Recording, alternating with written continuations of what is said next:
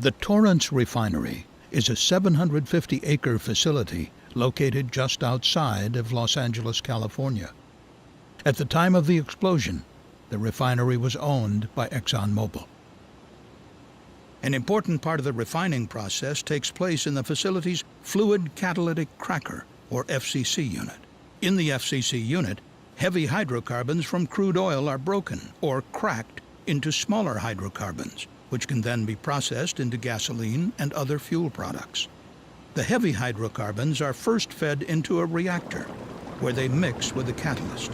The heavy liquid hydrocarbons are converted into lighter hydrocarbon vapors as they travel up the reactor. At the top of the reactor, the lighter hydrocarbon vapors are separated from the catalyst.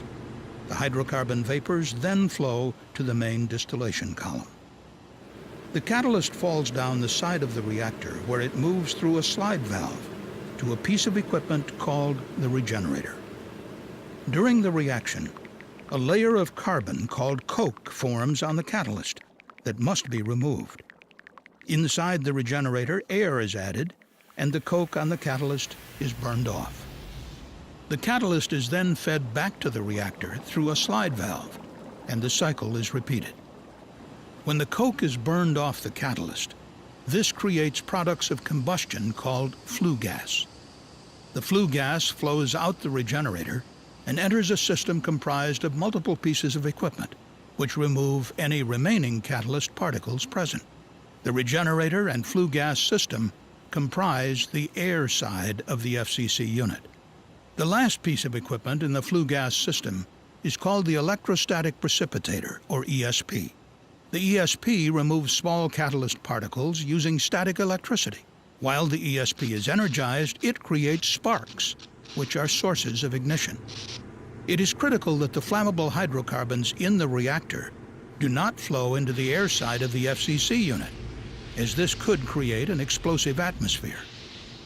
To avoid this hazard, the two slide valves connecting the reactor and regenerator are used to maintain a catalyst barrier between the pieces of equipment.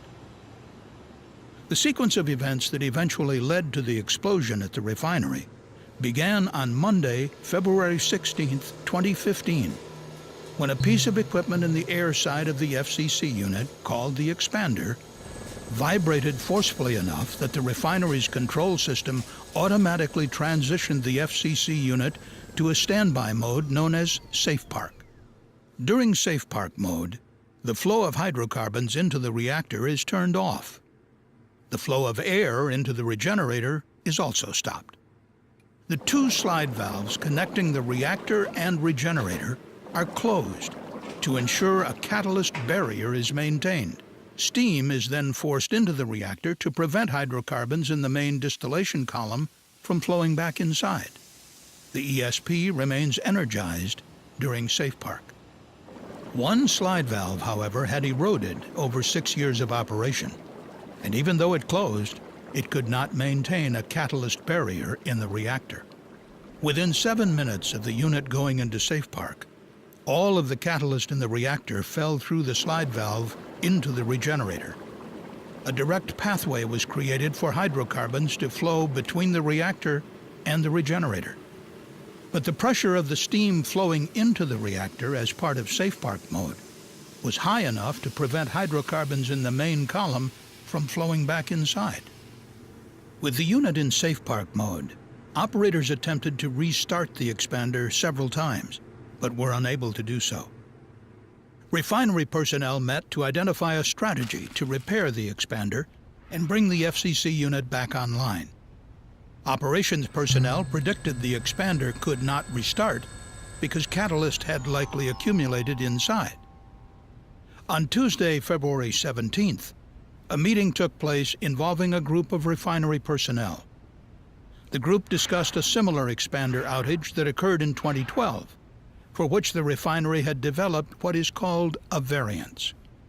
A variance is a management-approved deviation from procedure. The group decided to use the 2012 variance, which allowed a departure from the typical requirements for isolating the expander. Part of that process involved installing a blind in one of the expander's outlet flanges. On the morning of Wednesday, February 18th, ExxonMobil maintenance attempted to install that blind, but were unable to do so because steam was escaping through the open flange. Steam from the reactor had traveled through the leaking slide valve into the air side of the FCC unit.